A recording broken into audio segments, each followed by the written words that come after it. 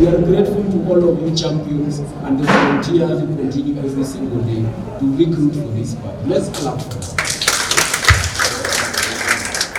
So we have struggled with subscriptions. We have struggled with some of our elected officials have reneged on their obligation to bring monthly subscription to the party. The good news is that we have seen the loopholes and we are looking for a more peaceful, prosperous, loving relationship with all of you who are threatening to run and will thus be elected on the NARC Kenya ticket. In the Secretariat, again, I said we have a lean but efficient, but we can see their strength, especially at a moment like this. Each one of you who wants to call to the party need to be attended to. We think, if not in the long term, at least we have to improve the capacity in the short term so that we can have as many people as possible to fill your phone calls, to answer your questions, to lead the elections, to support you, especially those who are not running. Because if we have more people who are not running and are supporting our candidates in every part of this country, we will make our candidates shine and save them a lot of money. So we know strengthening the Secretariat and liaison with candidates, person to liaise with candidates and answer questions, to work with candidates about laws and legislations. Mnaelewa sasa bado tunabadilisha sheria za uchaguzi. Kwa hivyo ni muhimu tusikuwe tumeshinda uchaguzi. Then court cases zinafanya tulikuwa na MCA 7 ina reduce to 5 because kuna mahali tulilala kidogo. So we also have a legal team, but there are not as many as we have for everyone. So we need a liaison ambaye atakuwa anasaidia hiyo protection maswali yote ya chama kutoka every part of the country. So we want to increase the staffing numbers. We would also want to improve their technical capacity. We've had trainings, but we want to improve their capacity to handle multiple things. ICT areas, for example.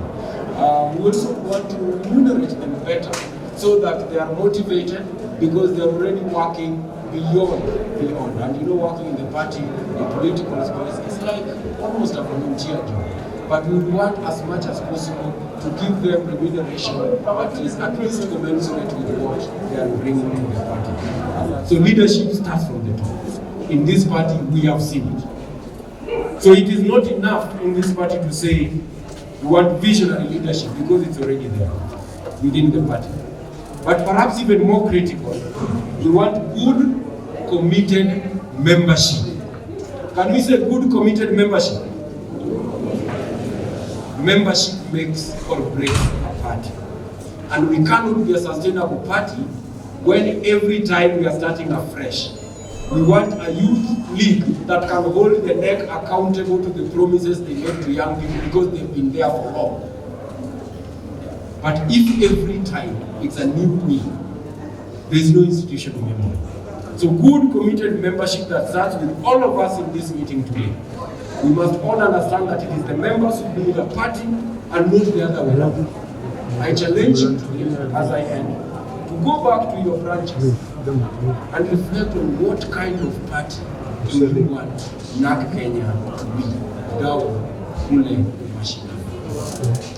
That is the most important question. Our commitment to evolution means we want to live the spirit of evolution, even in the leadership of the country. That we want to see county branches as vibrant and as independent in action as we want county governments to be. And to build relationships with the leadership at the local level to be able to influence local politics and decision making. Sindio? Because there is a reality in Nyamira that the people in Nyamira can speak more powerfully to than a national secretary general of a party, even if we have a majority in the Nyamira County Assembly. So the leadership has to be local. We must plant this, and that is the vision of a sustainable political party. That we can have branches that feel the courage to say what is our local reality. Because the evolution came with 3 promises. And we are a party that has stood for the devolution constitution. You have seen this party lead on the protection of the constitution and the integrity of the constitution of Kenya 2020. Because if you think we have seen a season of darkness, imagine a world where we did not have the constitution of Kenya 2020. With all that we have seen. So we must remain firm and breathe life to the spirit of the revolution, which was to bring resources closer to the people.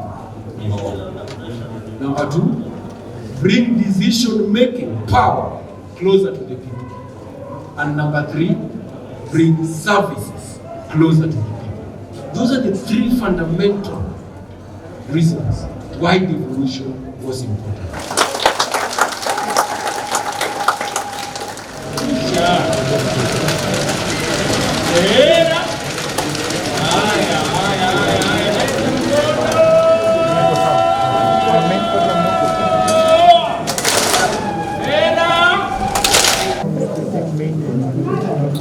Jambo tena. NARC Kenya. NARC Kenya. Asanteni sana, mnakaa smart ukiwa green.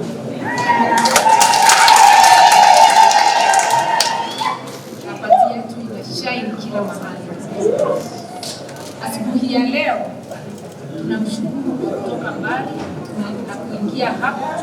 Nikiingia kitu kama saa 1, iko wengine wenu mlikuwa mshafika tayari.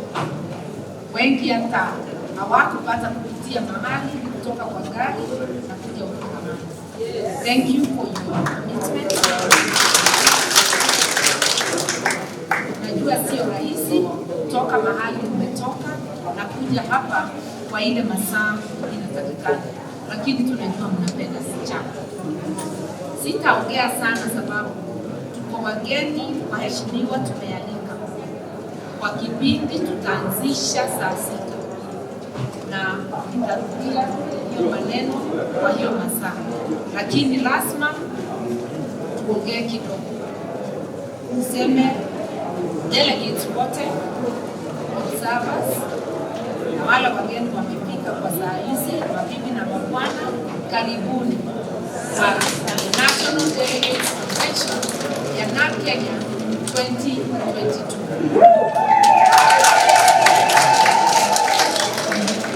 Tumekuja kwa hii kongamano wakati nchi yetu imebakia miezi michache kufanya uchaguzi. Na hii uchaguzi uko na tofauti.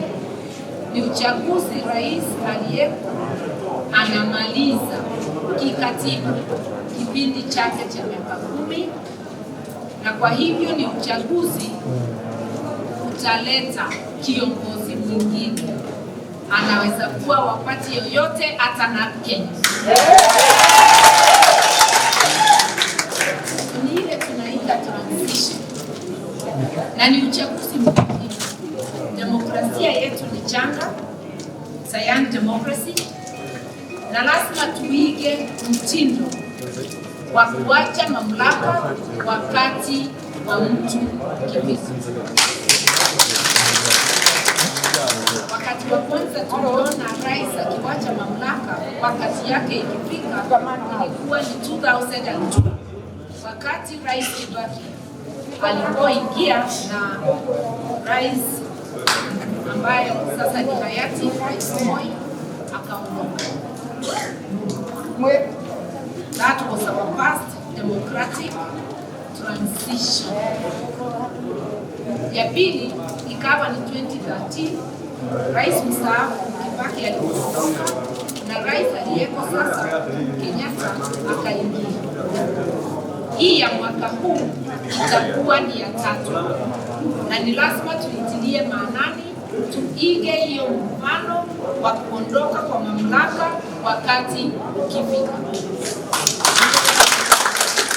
Na ile sababu tuko na constitutional term limit ya kupatia Wakenya wengine nafasi waweze kuendeleza nchi yetu, ni ya kuwapatia vyama vingine na watu wa tabaka zote nafasi ya kuwania hiyo kiti na kupata nafasi ya uongozi, sio tu wa urais lakini wa viti vingine, lakini ya urais iko na umuhimu sababu ndio ya pale juu kabisa, ndio ya mwisho.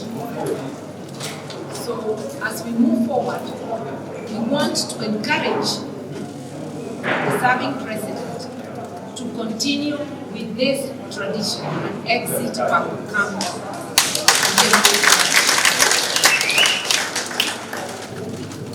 I am talking emphatically sababu tumesikia watu wakisema na hata Attorney General akawa quoted akisema ati hakuna zuizi la kikatiba la rais kuchukua kazi nyingine kama prime minister. Niliwaambia kitambo hiyo inaweza kuwa ni haramu.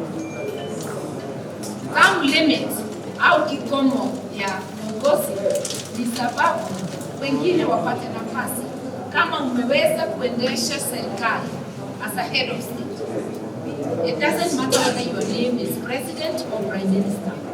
What the constitution is saying, you cannot be head of government. To any Kenya, to any fellow lawyer who may try to misinterpret the constitution. So the term limit means 10 years to steer the nation at the top level, you exit and you do something else. Yes, irrespective of your age. It's not your age we are talking about. You could even be 40. Term limit ikifika, unaenda nyumbani.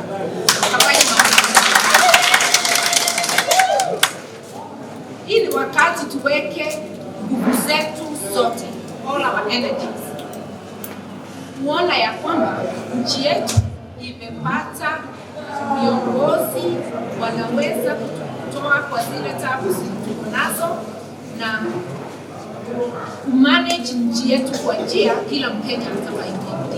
Yani tunatafuta viongozi bora walete uongozi bora.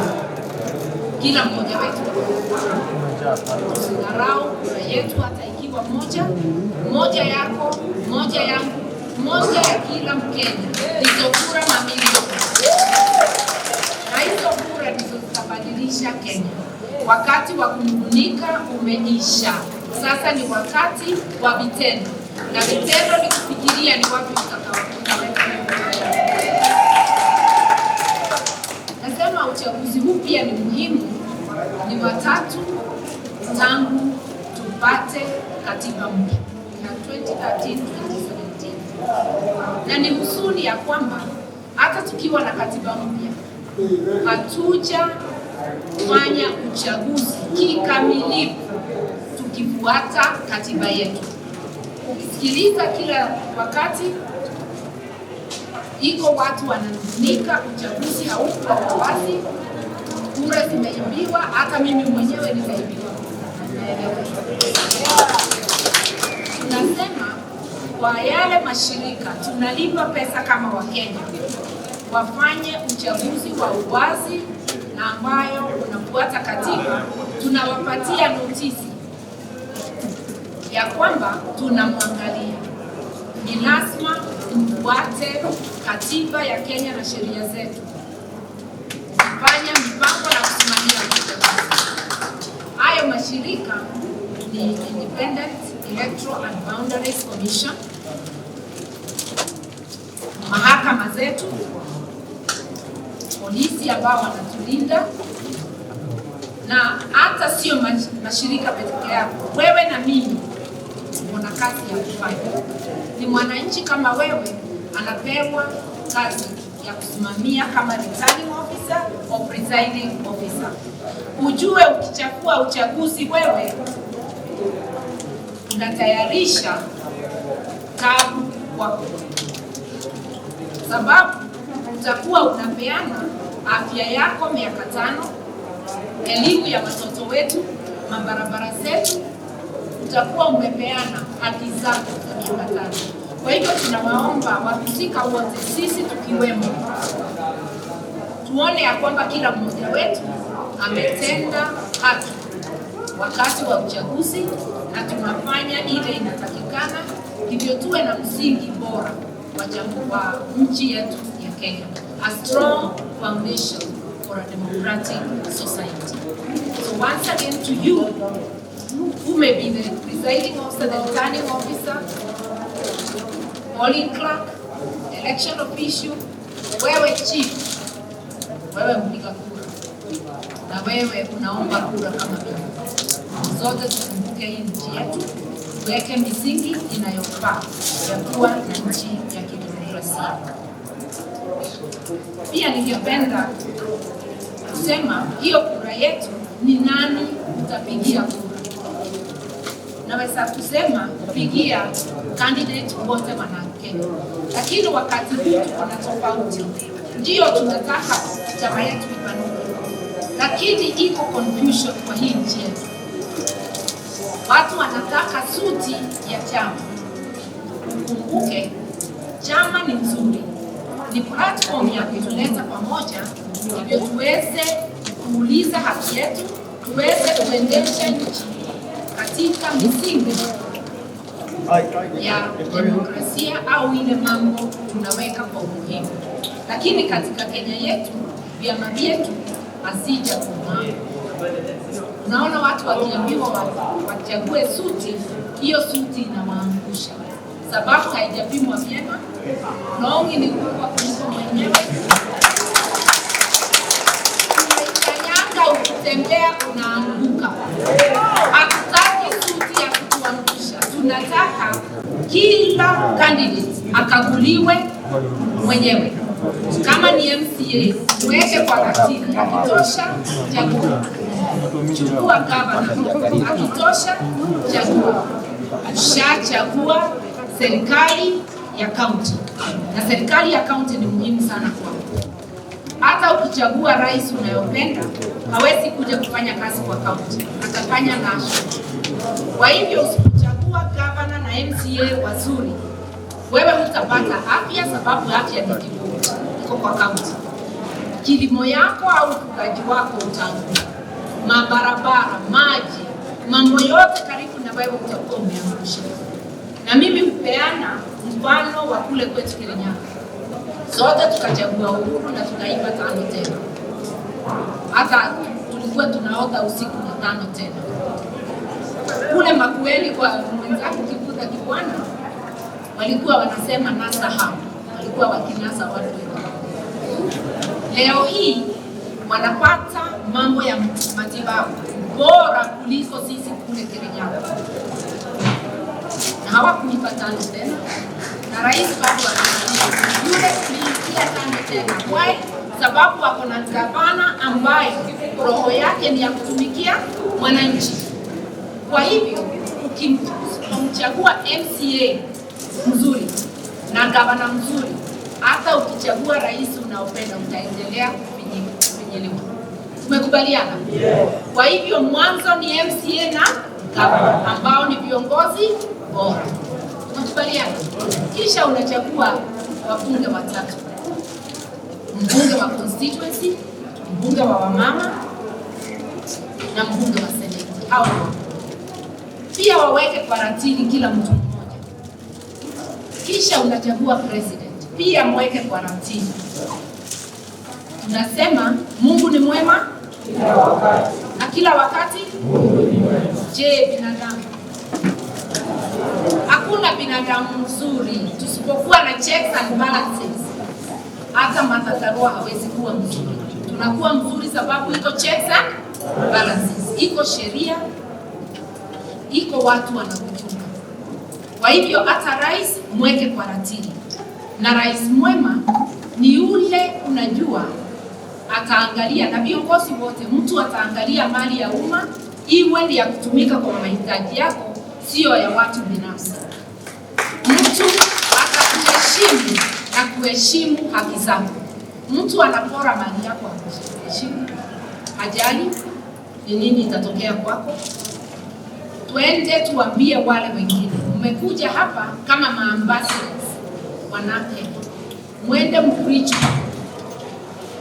Tunachagua mtu na tukiweka kwa ratili wawe wote ni suti. Hiyo ni suti nzuri, umepima hata urefu zile. So as NARC Kenya, let us be ready to be scrutinized individually. Na sababu tutafanya free and fair nominations, ni wananchi watajua ni nani atapewa kibali. Wananchi hawafanyangi makosa sana. Nomination ikiwa free and fair, watakupatia watu wazuri. Ile inaleta shida ni rigging. Na ndio nasema sababu vyama vya kisiasa hazijafika kiwango vyama vyote inatenda mema, wacha tuseme we want NARC Kenya candidates elected, but tafadhali simama imara kama mwana NARC Kenya, ndio watu waone unaweza aminika na hiyo kazi unaona, na tuchague watu waaminika. Wengine ningependa kusema hii ni wakati wa chama kujaribu tuone tumepanua nyumba yetu. Lazima tutafute marafiki, lazima tutafute wale wako na msimamo kama wetu, tutembee nao. Na mmeniona kama kinara wenu wa national nikikunywa chai nikitembea na wengine. Hatujaweka sahihi bado, hatuwezi weka bila idhini.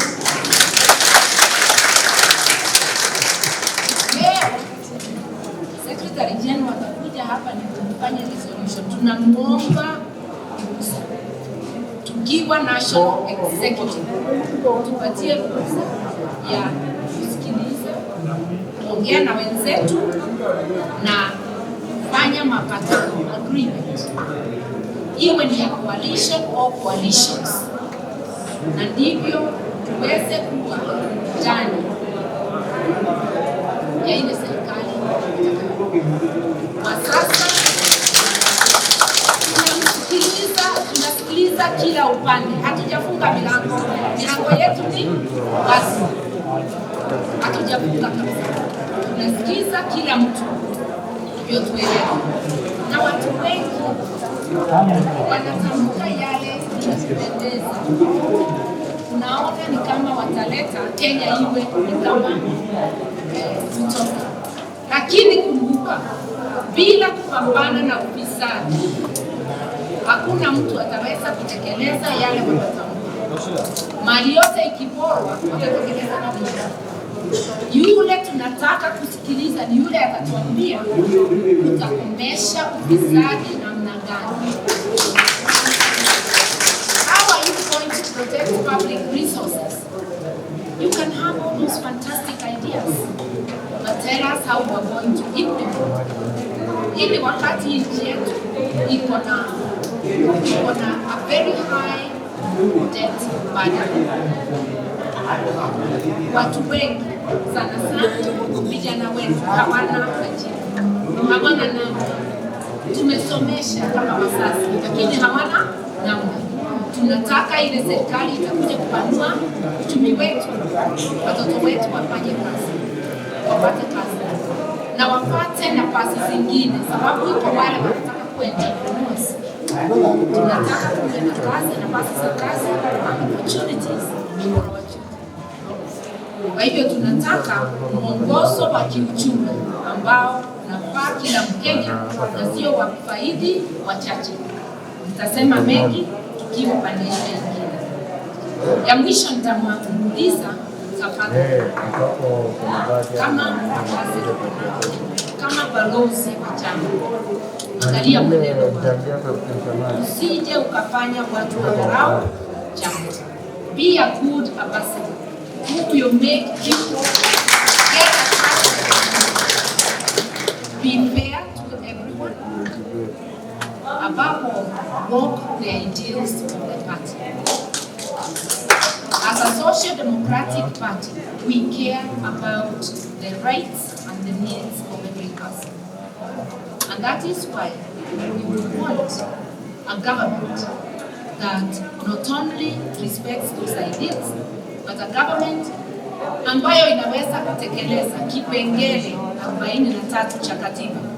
Ile inasema ni lazima serikali ijitahidi kuona yale mahitaji ya lazima ya kila binadamu inashughulikiwa, wale wanyonge wasilale njaa, wasilale bila makao, watoto wasikose elimu hata kama ni watoto wanani. Basic needs as provided in the Constitution. Hatuhitaji kufungua katiba yetu ndivyo hii mambo iingie. Ishaandikwa inangojea tu kufanyiwa nini? NARC Kenya ikiwa peke yake au ikiwa ikiungana na vyama vingine. Hiyo ndio tunaambia Wakenya, we will make sure your resources are safeguarded and the constitution and especially Article 43 on economic and social rights are fully implemented. We stand for the rule of law, we stand for constitutionalism. We ask you to go with zeal and to let everybody know. Open our doors so as many can join us, so that we can liberate ourselves and the country. I thank you.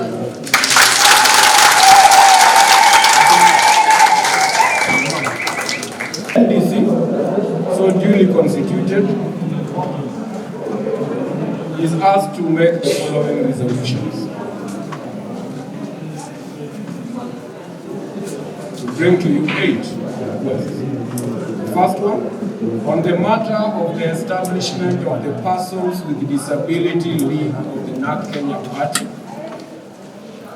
we ask the NDC to approve the establishment of the Persons with Disability League and its entire structure.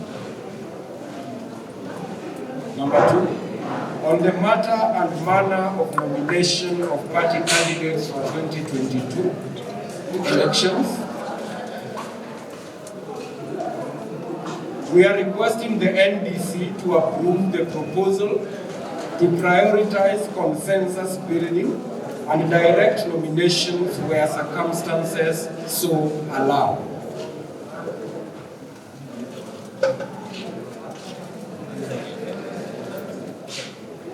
Resolution request number 3, on the matter of NEC membership,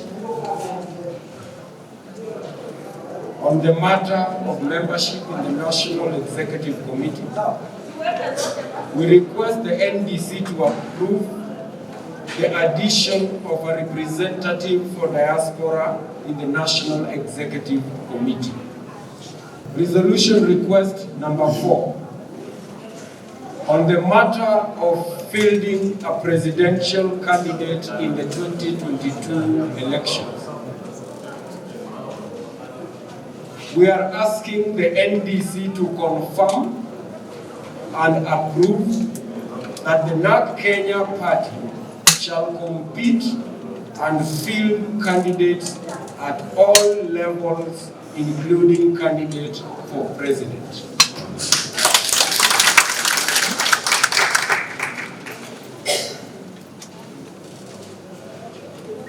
Request for resolution number 5. On the matter of working with other like-minded political parties and social, political, economic, and cultural formations. On the matter of working with other like-minded political parties,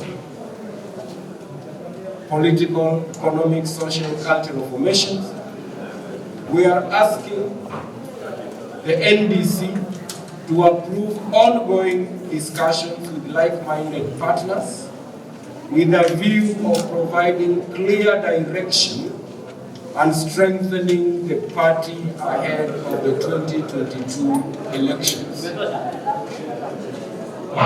An additional request under request number 5, we are requesting the NDC to further mandate the national chairperson and the National Executive Committee to conclude any and all discussions with like-minded partners and formations by the end of February 2022, so that we are able to provide clear direction in good time for clarity for the party, for candidates and supporters.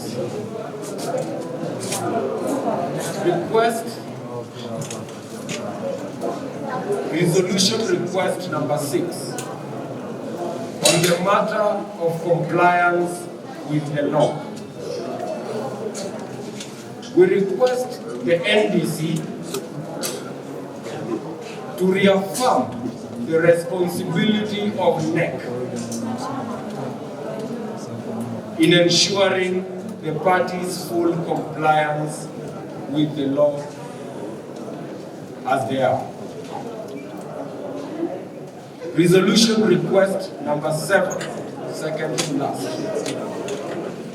On the matter of membership of the National Executive Committee.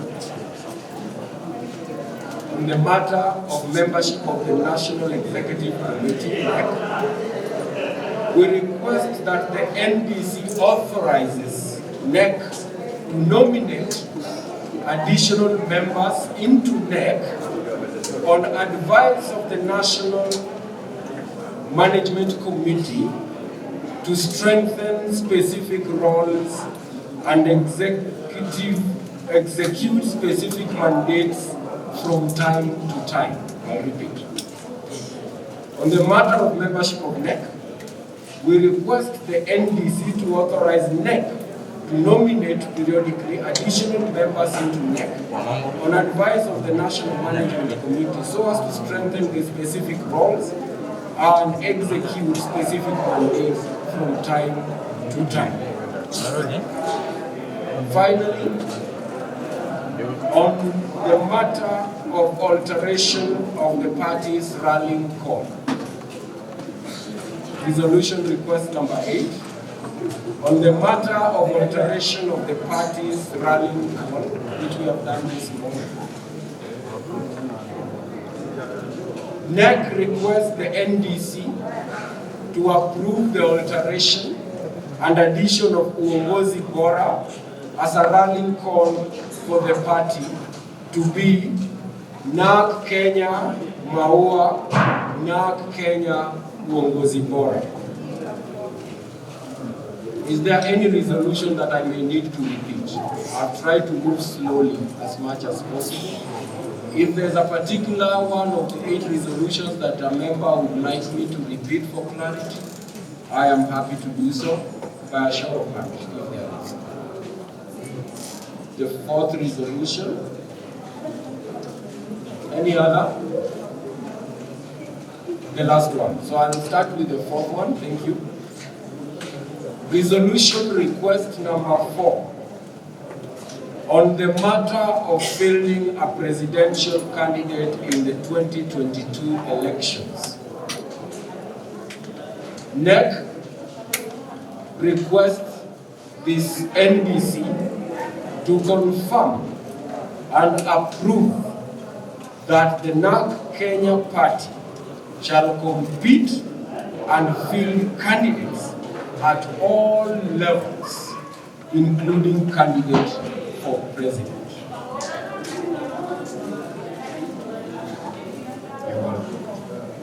The final one, resolution request number 8, on the matter of alteration of the party rallying call.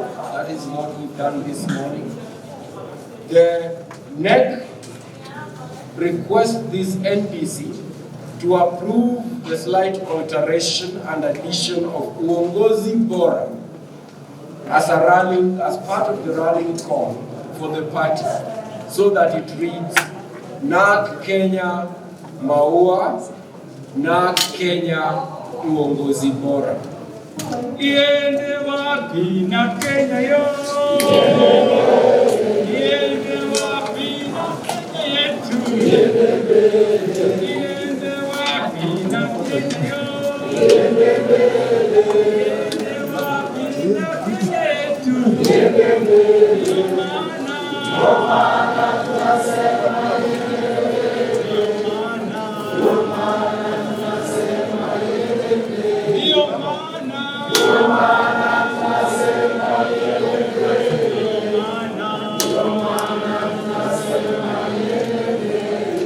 na Kenya, na Kenya, na Kenya, na Kenya.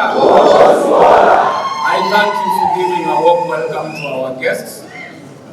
I want to welcome our guests to the NARC Kenya party. The article there is very important because there is only one NARC Kenya party. Yes. For the avoidance of doubt. Yes. As we had said in the morning, you have just passed the resolutions before our guests walked in to mandate the party to continue the spirit of friendships and expansions and collaborations and principled conversations with partners across the Republic. Honorable Cyrus Jirongo, let's clap for him.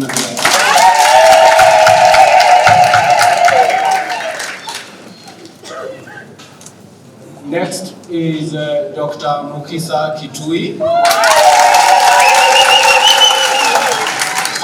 You know Daktari very well. Next is the leader of a party that I have to confess this. I hope you don't return the resolution and punish me because of competition. Yeah? They call it Kanu Fresh. A spirit of refreshment.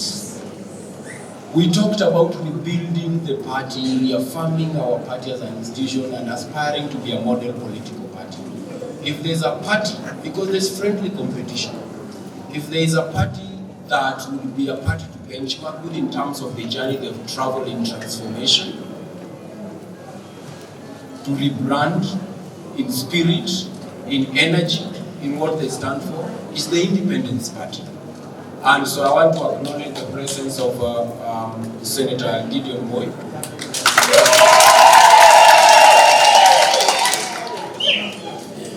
He's dressed in red. It's not that he's representing the party colors, he's just being dangerous. I will jump the host and the most important guest for today, who is both guest and host, because she'll come to speak even more warmly than my patron allows. Next is Honorable Stephen Kalonzo Musyoka.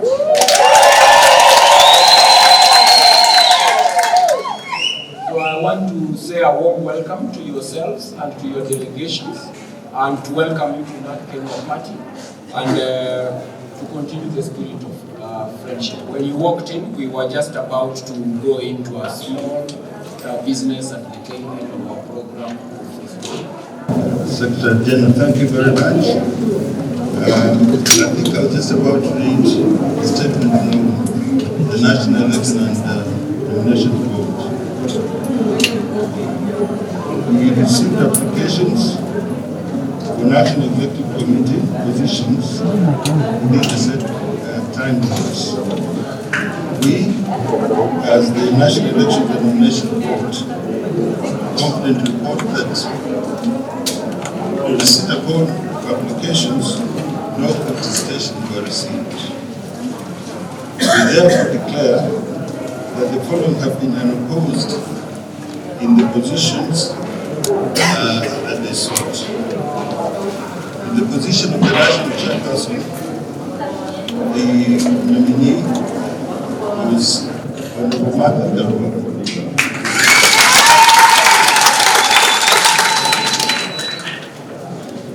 And in the position of Deputy National Chairperson was Azu Kabala Ikile.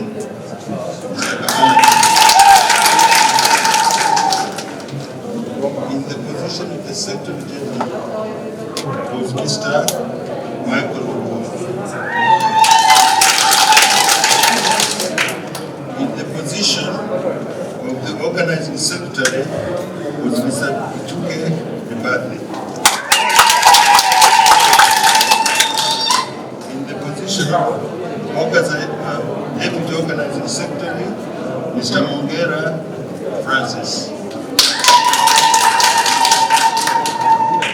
In the position of National Treasurer, we have Honorable Fatuma Bas.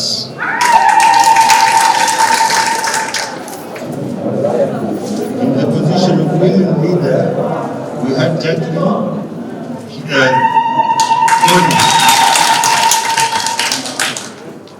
In the position of Deputy Women Leader, we had Rose Mungu.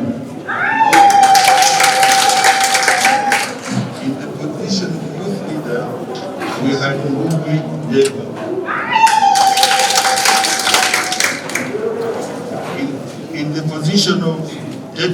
leader, we had Diana Ngao. In the position of representative of the diaspora, we had Sam Mwaberi. Two positions remained vacant, and that's the representative of people with disabilities and representative of minority and marginalized. Thank you very much. As he has pointed out, we have 2 vacant positions which either did not attract applications or the applicants did not meet the criteria set by the National Elections Board.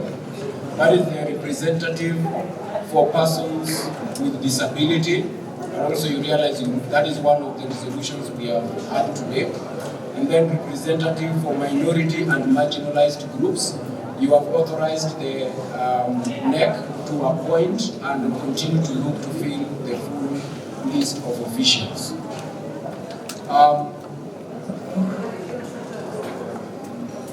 For confirmation purposes, are we duly confirmed? Diana,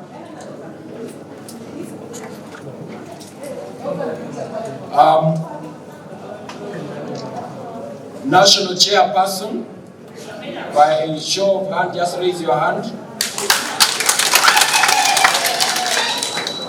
And we are committed to equality of clubs and their weight. National Deputy Chairperson, Mr. Kabana Kenya, you are doing well. I wish to confirm my name is Orwa Michael, Secretary General of the party, my share. Deputy Secretary General, Ms. Asha Bashir. The Organizing Secretary, Mr. Gishuke Ibati. The Deputy Organizing Secretary, Mr. Mwongera Francis. There's a part of the room that is not clapping as enthusiastically as the others. Your lunch allowance might just be reduced dramatically. The Treasurer to the party, Honorable Fatma Abba. The National Women Leader, Ms. Jacqueline Kony. Deputy Women Leader, Ms. Rosa Wango. National Youth Leader, Mr. Ngugi Ndegwa. Deputy National Youth Leader, Ms. Diana Ngao. Representative of the Diaspora, Mr. Sam Mwaberi, in absentia. He is based in the United States of America. So I just want us to acknowledge and to thank the members for showing interest to serve, the new members to welcome you to the leadership of the party and to wish you well. By a round of applause. NARC Kenya! NARC Kenya! I thank you.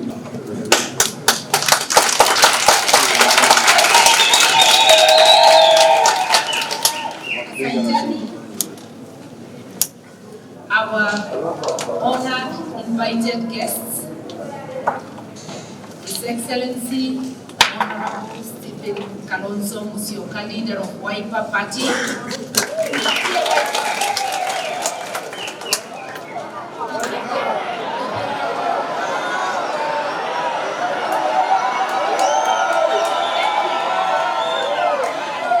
Thank you.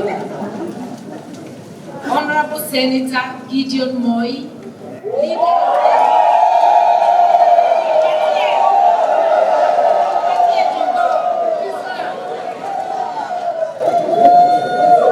my friend and engagement and leader of, he'll come and mention his party so that I don't give it his name, Honorable Dr. Mukisa Kitui.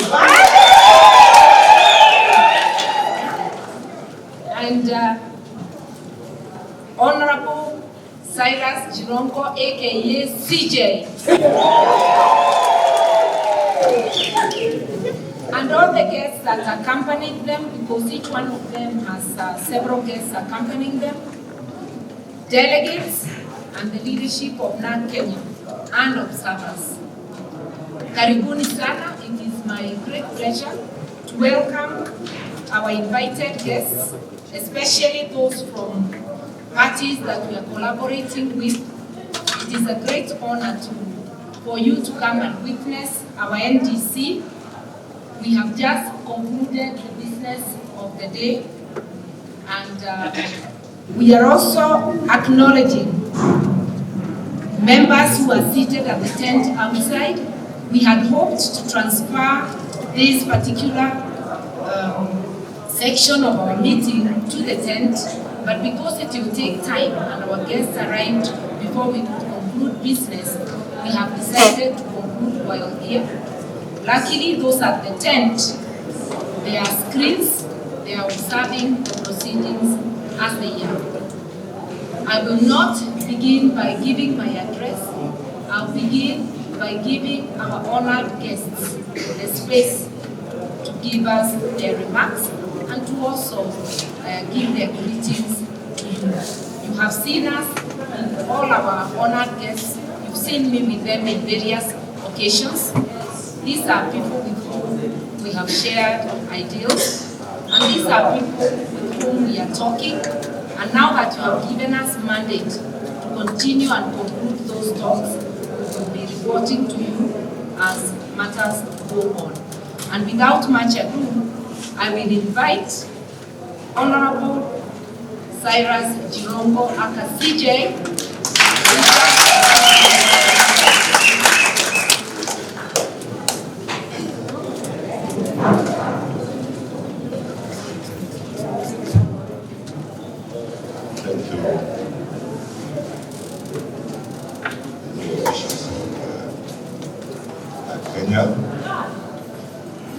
NARC Kenya. NARC Kenya. Thank you very much. First of all, we thank the new office bearers, particularly our friend, the one who is running around the country together, the party leader, and all the delegates who have taken up the time to come and ensure that the business of the party is carried on properly. So we are proud of you. NARC Kenya is a party that all of us look at as a party of change. NARC Kenya is what brought in the first win from opposition at least. The first party that took over from our old party, which is now called Kano Fresh, which is now very fresh. And all of us remember the nostalgia, the energy,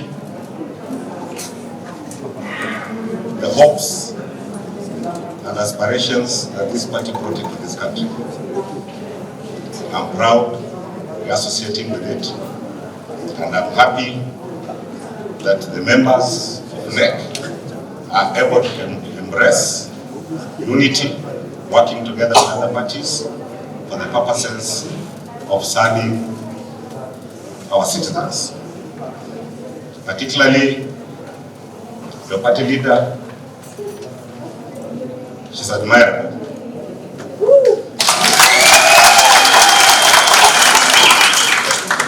You need maybe a woman or a man of letters to find the right diction to describe who Martha Karua is.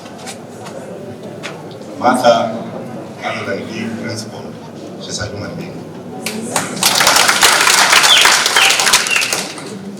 And if everything was fair, Martha would be the first great woman president in this republic. And let me tell you, it's not easy, but I know she's equally tough. A kite can only rise against opposing wind. There will be many potholes in her way, just as there are many potholes in our ways, but we find a way to ensure those that qualify to offer leadership in this country get the opportunity. Martha is such a leader. Kenya is reeling from numerous problems, and unfortunately, there are problems we bring upon ourselves. Leadership that looks at a country as a business. Leadership that looks at our taxes as their personal wealth. Leadership that has turned a country into personal property. This will have to come to an end. And in Martha, you find such a principled leader among our team, and she'll play her rightful role. As in Oka, we are determined to ensure that whatever negotiations we are having, it's on behalf of Kenyans, not on behalf of we will try and ensure equity, inclusivity, and the elephant in the room, corruption, is dealt with. We are not negotiating or talking to anybody in a structured manner because we are looking for positions, no. We are talking to everybody in a structured manner because we realize where our country is today. The burden of debt, over 2 billion shillings, finding its way into private pockets on a daily basis. A hungry population that has nothing in its pocket. And of course, just sheer mismanagement of public resources. We want to assure you, this team will play its role. We have experience here. Alon has worked for a long time in this country. We have serious leadership, committed. Mheshimiwa Gideon Moi.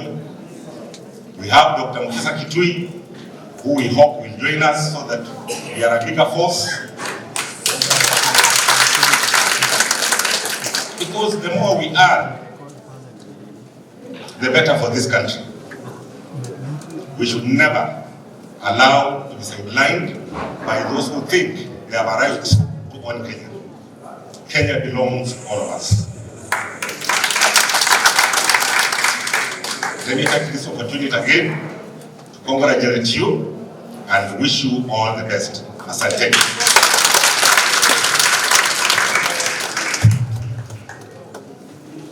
Asante sana, and without much ado, I'll invite my friend at age-mate, Dr. Mukisa Kitui, the leader of Sauti ya Wazalendo Party.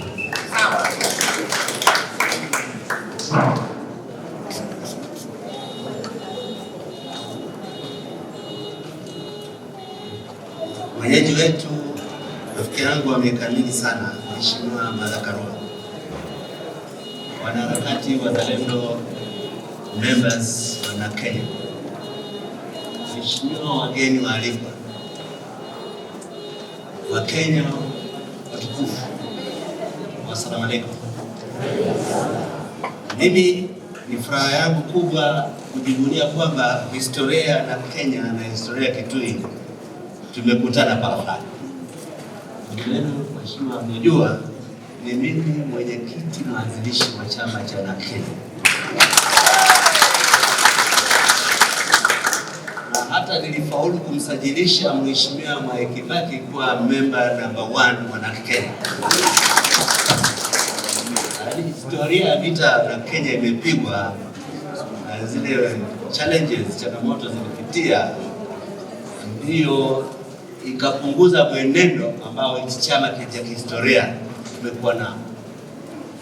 Mimi nawashukuru viongozi wa chama kwa sigeni kubwa hii. Nashukuru kama wanaharakati. Na kihistoria mimi nilirudishwa sana mimi kuwa na delegates congress yenu Fungamano House. Wengine wanajiapua pahala kwa sababu ya mashamba, madoido, lakini nyinyi mmekuja pahala kule waanzilishi wa harakati za ukombozi wa pili tulikuwa. Kuwepo kwa huu mkutano kwenye bweni hili ni maana sana kutukumbusha kwamba you are among those who are struggling to sustain a memory of progressive national liberation. Wakati kama huo ninawasihi, so some of the challenges we face as a country require bold restatement of the obvious, the inconvenient truths. I can understand why in our national politics we are seeking so much to reassure the comfortable. But it's important that apart from reassuring the comfortable, we bring some hope to the uncomfortable, the vulnerable, those who want to see a better life, those who don't want to see a continuity, those who want to see certain changes. Similarly, and I share for many years with the leader of this great party, a personal conviction that however uncomfortable it may sound, there is no pathway to national renewal and liberation without a genuine struggle against the monster of corruption. At a time when this great country is struggling to remain competitive even in regional terms, you cannot turn around Kenya unless made in Kenya is quality and competitive in price. And you cannot make made in Kenya competitive without reducing the cost of corruption in every product coming out of Kenya. Lazima kama wazalendo wa Kenya tujihusishe pamoja, sio tu kwa harakati za siasa ya mpito kama kura, lakini kusema what future are we bequeathing to the next generation of Kenyans? Not a future that celebrates ill-gotten money, not a future that creates competitive parties of wash-wash, not a future where we fear to say the truth. But we will not sort out our national competitiveness. We will not attract necessary foreign direct investment in Kenya unless as a people who are ready to say corruption has never known any country. Nilimjua as a person with national passion and the drive to deliver on what we promise. I hope you remain true to that cause, and I hope you remain true to the necessary sacrifices, compromises that will be necessary to stop the forces of evil from overrunning our country. Thank you very much.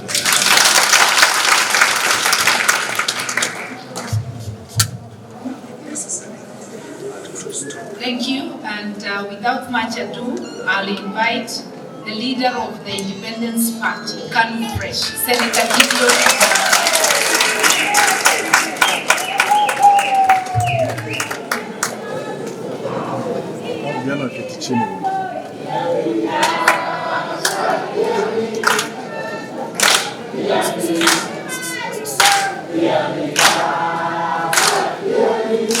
Boss. Boss.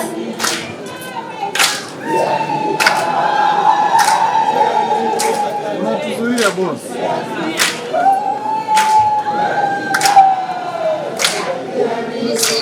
Asante.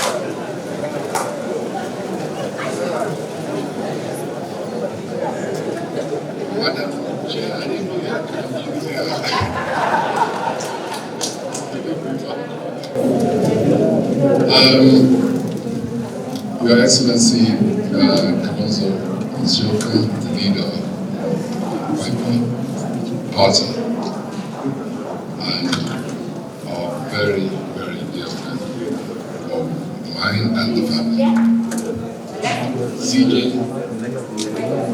Dr. Mukisa Kitui, and our host today, niko na furaha tele kuwa pamoja nanyi. Delegates ya NARC Kenya. NARC Kenya. NARC Kenya. Before I continue, I would like to introduce the people who I came with. Today I've got my Executive Director, George Wanaina, and Senator from Isiolo County, Abshiru. Kuja sema jambo, is there? Come and say. This is KANU Fresh, and you know that.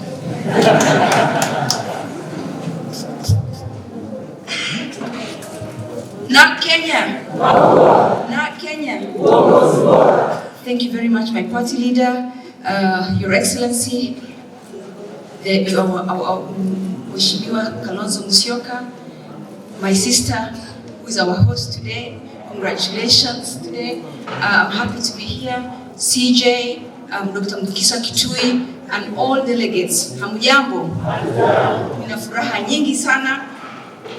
I'm listening to Dr. Kitui saying that if there's one person that will become president, I have no doubt, I second that it's Honorable Mother Karua. She's courageous, she's principled, and she represents us women vizuri kabisa. We are very proud of her as women of this country, and thank you very much for running such a beautiful party. And I must say, as the chairperson for the Center for Multi-Party Democracy, I'm very, very proud of NARC Kenya and the steps it has taken to reach here. Congratulations. Thank you, Chairman. Thank you very much. I'll be very brief. We do have formidable ladies. Martha Karua, Mrs. Jensen, who's with us. And they've been in the vanguard of protecting the interests of Kenyans at large. For me, kongamano ilikuwa pale opposition kabisa. Sisi tulikuwa pande lingine, tulikuwa pande hii. And today is the first time ever in my life to enter this party.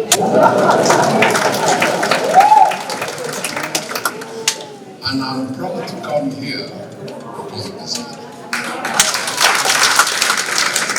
You believe that you have a true leader, a leader who have come to respect on a personal basis, a leader who's got standards, values, who cannot be compromised, who states our case and walks the path.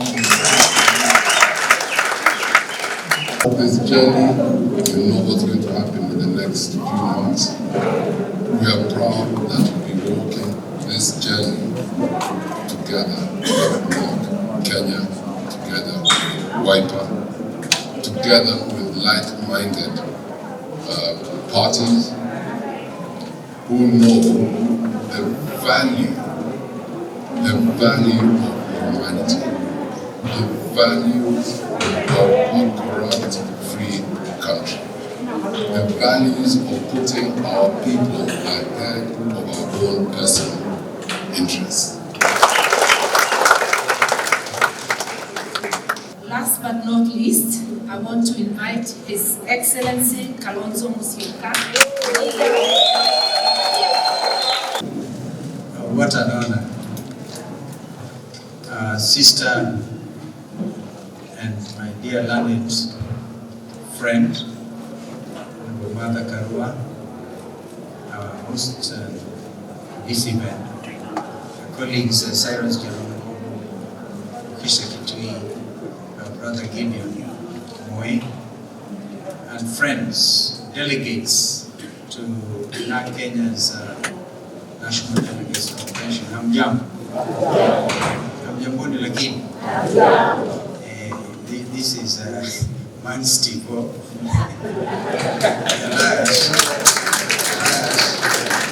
Alas, Buffalo Soldier. Thank you, Mother, for this wonderful invitation. And I'll be very brief because this is your function. And I know you shared with me your thinking. You say you have quite a statement. And we want to listen to that. But before you do, greetings from Abagusi. I was in Kishi, Nyamira, and Kishi. And for a moment, I felt a little lonely because Mother was not there, Maningidi was not there, and CJ was not there.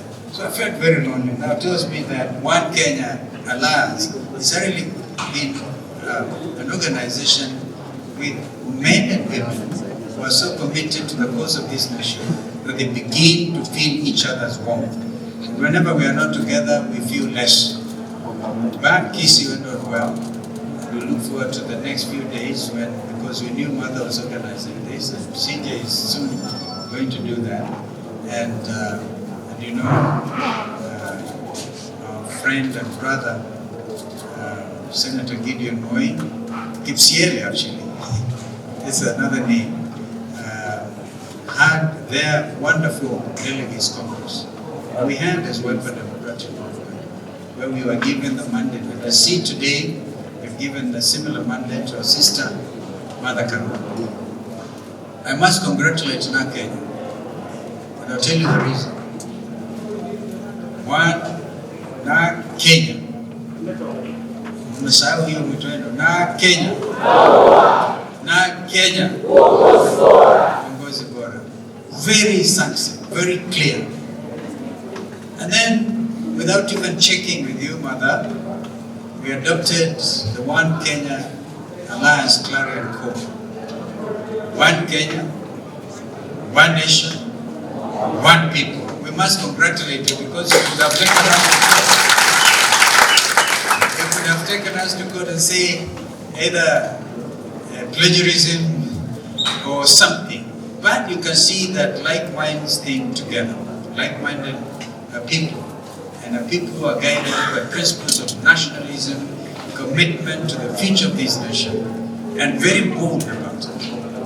Therefore, I congratulate my learned sister, Mother, for being elected the national chairperson. She tells me, you have not amended your constitution to give her the title of party leader. And like Mother, she tells me, even if you will do so, she will decline to be the national party leader. That's Mother for me. Futuristic and very dedicated to this country.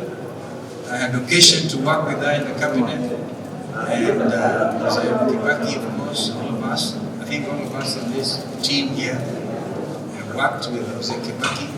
And of course, you all wish him well at a time like this, when he spearheaded the inauguration of Constitution 2010. And all of us recognize one of the biggest and clearest achievements of Constitution 2010 was the emboldenment, really a very bold step to make sure multi-partyism, because Kenya is a multiracial, multi-religious, and multi-party democracy. And I know that Mother has been very emotional about this. The fact that a country's democracy can be as strong as the parties that make that country's democratic space. So we therefore congratulate NARC Kenya. Like Ukisha said, NARC was also my home, National Rainbow Coalition. I can tell you at 10 o'clock at Serena Hotel, we formed the Rainbow Coalition. The then three C's, Mzee Nyachai, the late Kiliku, God rest their souls in peace, and Wakili Paul Winter. And at 10 o'clock, we moved from Rainbow Coalition to National Rainbow Coalition. When NAK, led by Mzee Kibaki and others, came aboard. And as they say, the rest of it is history. And of course, thereafter, subsequently, NARC was able to now register NARC Kenya, and there's another NARC, I think, Wengine continues as a leader of NARC. In fact, I gather they have their delegates congress perhaps about the same time. Therefore, NARC is a famous and important name in this country, in the history, political development, democratic development of multipartyism of Kenya. And in the coming days, we continue talking to each other, like-minded party leaders. We stress like-mindedness. We also stress structured engagement, fearless structured engagement. And you remember the principle of negotiations. Really, nothing is agreed until it is agreed. And I can trust Mother already. When she joined us in One Kenya, we were so emboldened. One time, Mother said, my friends, you have already degraded yourselves. And you had to say, yes, yes indeed. You cannot afford to degrade yourself or your position. And then we also shall stress equality of partnership. So Kenyans, therefore, must remain engaged as we move forward. Our intention is not to demean anybody, but we shall degrade those who want to degrade the dignity of this nation. We'll be there to degrade them. And actually, we might degrade them in real time. This is why when they used to say, this is a two-horse race, we say there's a buffalo, which is going to degrade both horses. And that is okay. That is okay. So we are very happy, and once again, this is your day, Martha. Congratulations. We intend to move. There will be a lot of movement, clearly, in order to gain on lost time and opportunity, so that we do not allow young Kenyans and Kenyans of goodwill to get degraded by agents of corruption, by agents of disunity, even people who have no regard for international relations, because they're so preoccupied with their own selfish ambition that they even want to degrade the integrity of our own nation. Okay. God bless NARC Kenya. God bless our nation. Asanteni sana, my dear colleagues, our honored guests, delegates, observers, ladies and gentlemen. Welcome once again to NARC Kenya National Delegates Convention 2022. We are delighted that you could give time to attend this important convention, which comes a few months before the general election. It is a time that our nation is preparing for a transition for the whole office of president, whose constitutional term limit is at its sunset. A time our country is really under unprecedented corruption, a heavy debt burden, high levels of unemployment, and increasing poverty, all exacerbated by COVID-19 pandemic. It is a time when our energies as a nation ought to be directed towards the search for good leadership, both at county and national levels, to steer the country to better management of our resources, to building an economy that works not just for a few, but for the majority, and especially those who are disadvantaged in our society. This is the third transition since independence, and the second after the 2010 Constitution dispensation. It is therefore imperative that as a young democracy, we endeavor to strengthen the culture of constitutionalism and the rule of law as a necessary foundation for stability and progress. Term limits are prescribed to create opportunity for participation and diversity in the management of our affairs, while periodic elections afford an opportunity for citizens to exercise their right to determine who governs them and who to entrust the management of their affairs. We should therefore ensure that we not only adhere to the Constitution with regard to transition, but also be on trend and tradition where the people's right to choice is respected by the holding of free and fair elections, not sham elections. We need elections that comply with all the constitutional safeguards and legal imperatives. Our institutions, especially the IEBC, the courts, and our security agencies, political parties, and I extend this to candidates, their supporters, and indeed all stakeholders. We all have a role to play and a duty to ensure that the people's voice counts, and that can only come when we respect people's choices and not manipulate them. We should never again hear of the faranga bia.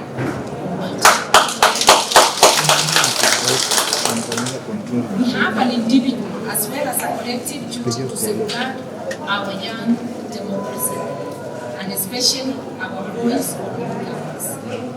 Hear ye all. We still stand to suffer when our choices are treated are trashed.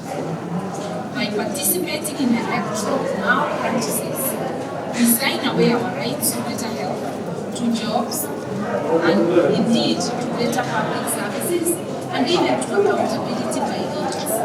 My call and NARC Kenya's call is to us collectively as a nation and individually to do our best to safeguard the people's voice.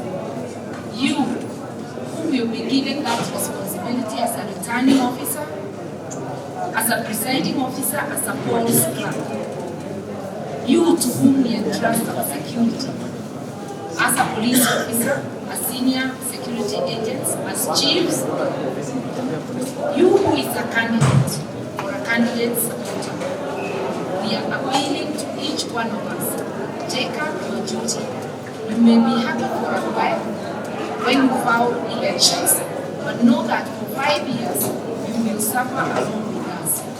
Let us therefore go forth with zeal and preach this message to the nation that our fate is in our hands and we've got to do better than we have done before to make our elections indeed free and fair, to make the people's voices count. NARC Kenya believes that our country is suffering a serious deficit of good leadership, and the citizens have a serious deficit of trust on the leaders. That is why we have added to our rallying call the phrase "Uongozi."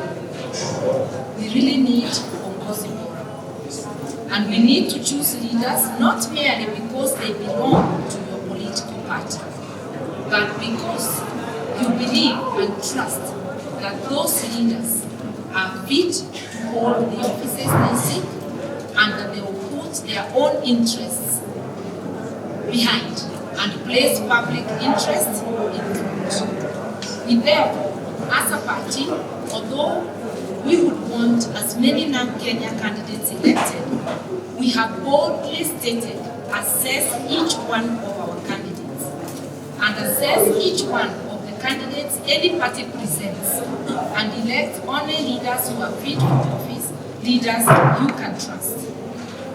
We are therefore reminding you of your duty to elect good governance or a good government at the county level. Remember, devolution brought the government nearer to you. It devolved health services which are dear to you, agriculture, infrastructure, and many more. If you do not elect a good MCA for your ward, a good governor for your county, which goes to the county government, you will suffer even when you have elected a president of your choice. And I always give the example of Kirinyaga. I contrasted with Makueni. In Central Kenya last elections, Kirinyaga included, we sang ourselves hoarse, Tano 10, and we elected President Uhuru to the last person. Yet, we are suffering in a deterioration in services, especially health services, if I were to speak about Kirinyaga. Look at Makueni. At that time, they were supporting Raila or NASA, so they were saying NASA out. Walikuwa wananasa watu. Yet, today, or during this pilot term of President Kenyatta, they have enjoyed excellent health services and other amenities because of electing a man of principle, Uongozi Bora, by the name of Governor Kibwana, and good MCAs. So it doesn't matter who is president. One signature by the president sends money to all 47 counties simultaneously. A president cannot come to work at the county level. He belongs, or she belongs to national. So if you do not elect a good government, good MCAs, even when you have elected a president of your choice, you're done. Services will never come to you. So please, let us begin at the county level. Elect national leaders, MPs, and elect a good president. Don't elect based on the party. Elect based on the qualifications of the person who is required asking you for that seat. we need, as a party, we recognize that a government is as good as the political party that forms it, or political parties that form it. If a party is chaotic, it forms a chaotic government. If a party does not respect its constitution and our country's constitution, rigs elections, that party will even rig your economy. This is a time to observe the behavior of political parties. So as you give mandates to candidates and to parties, please choose wisely so that we do not suffer. We at NARC Kenya promise to practice what we preach, and I'm therefore urging party delegates and all party members, please don't let us down. Walk the talk, be people of principles, and put the interests of the public ahead of others. When we are seeking partnership with our local partners and others like-minded, we'll be looking for people, and we are looking for people who share on our core values so that we can walk this road together. And I'm glad you've given us permission to go ahead and seek friendships and conclude agreements with either a coalition or coalitions. I assure you, under my watch as your national chair, we will not abuse the trust you placed upon us. Be very careful and to report to you what we have done. As a social-democratic party, we believe in social justice for everyone. And therefore, because I hear people always asking what is your economic model. The economic model we favor as a party is an economic model that embraces social justice. And in modern terms, it is being called social market economy. It means you have freedom to do your business, but there is regulation to ensure that you are not unfair to others, and to ensure that there is equality of opportunity to a majority. And that is what whatever economic model a party chooses, you will not be able to implement any of the lofty ideals you give to the people unless if you gather the resources, protect and make sure that they are used only for the benefit of the people. NARC Kenya pledges that either alone or together with partners, we will continue to hold these ideals dear and to make sure that we do not deviate from them. Our constitution, as I conclude, Article 43, actually obliges anyone who governs this country to take the path of social justice. Article 43 is on economic and social rights. It has been partly and badly implemented. When we implement it fully, because I believe NARC Kenya, with its partners, will get a chance to implement, Kenyans will get access to quality good health. Kenyans will get access to shelter, access to adequate food. Kenyans will get their basic needs like education. And we will be able to take care of the disadvantaged in society. An economy that cares for the people will not only grow, but will expand and have more job opportunities, so that our children, who we have painfully educated, can get opportunities either to enter the job market or to become entrepreneurs. We don't want an economy that grows in the pockets of a few, while the rest are languishing in poverty. That is what social justice demands, an economy that works for all. We are therefore urging all of us in Kenya, beyond our parties, beyond our collaborators, let us hold hands together and liberate our country, our people, from exclusion, so that those who are not able to get their daily bread are cushioned, so that everybody can participate in nation building. In conclusion, I want to urge the youth not to despair. Remember that vote in your hands can change your life. If collectively you choose good leadership, you liberate yourself from joblessness and from despair, because so many of our children are taking their own lives because of despair.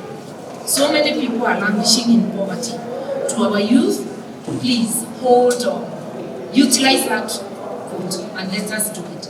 To my generation, as the parents of the youth, let us do this for our children.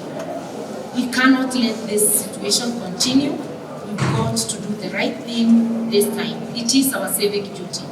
I want to thank my fellow party leaders in Oka and other friends, my friend and age mate, I'll repeat, Dr. Muchabitui, for coming. And since we are in talks, I know that eventually we are all going to stand together and together with other Kenyans and to keep our doors open. A lesson I learned from the Kibaki era: when people knock on your door, open the doors. Do not only mind what a person was yesterday, mind what they are today. We are human beings. Therefore, our doors are not closed to anybody who knocks. So long as we sit down and we verify that moving forward, you will now stand on the ideals that we hold dear. I want to assure the NARC Kenya family that we will continue to uphold our constitution and the country's constitution, to assure also my fellow leaders present here and Kenyans that we will do our best, standing on this historic Fungamano ground, where the revolution that brought multipartyism back began. This is where we stand today, to promise Kenyans that this journey of ensuring that each Kenyan gets their right is continuing, and we proclaim that in this historic Fungamano ground. Asante sana. Oka. One nation, one people. Thank you. NARC Kenya. NARC Kenya. Sikudhani nitasema NARC Kenya.